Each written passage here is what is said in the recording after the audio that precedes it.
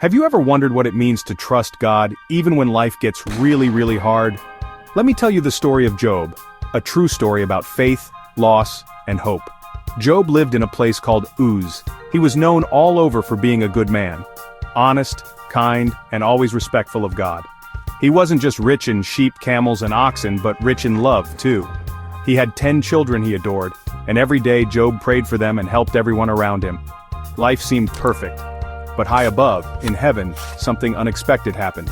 God was proud of Job, but Satan challenged him, saying, "Job only loves you because everything's easy. Take it all away, and he'll turn on you." God allowed Satan to test Job, but told him not to harm Job himself. Suddenly, Job's happy world crashed down. His animals were stolen, his servants taken or killed, and then a terrible storm destroyed the house where his children were eating together. In an instant, Job lost everything he loved. To make things worse, painful sores broke out all over his body. Even then, Job didn't curse God.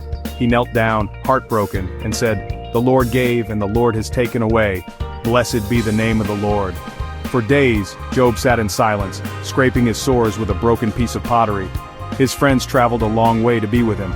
At first, they just sat with him and cried, saying nothing. Sometimes, just being there is the best comfort. But after a while, Job's friends started talking, and they weren't very helpful. They said, "Maybe you did something wrong, maybe God is punishing you." Job knew he hadn't. He cried out to God with tough questions and deep pain. "Why was I born? Why is this happening to me?" Finally, God answered, but not the way Job expected. Instead of giving simple answers, God asked Job big questions. "Where were you when I made the earth? Can you tell the sun when to rise or command the stars?" God reminded Job that the world is huge, and his ways are far beyond what we can figure out. Job was humbled. He said, "I spoke of things I didn't understand.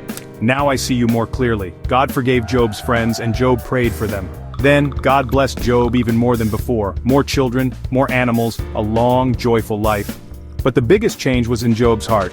He was wiser, gentler, and more grateful than ever. Here's the lesson. Even when we don't understand why we suffer, we can still trust God. God might not always explain himself, but he never stops loving us. Did you know? In Job's time, being rich meant having flocks and herds, not coins. And the land of Uz, where Job lived, was somewhere near ancient Edom, southeast of Israel. The story of Job is so old it might have been written even before Moses.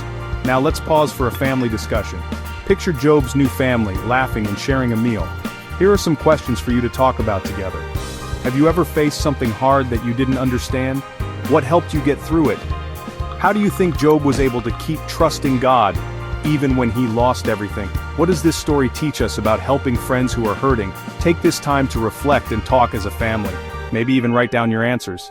Thanks for listening to the story of Job, a story of deep pain, but even deeper trust.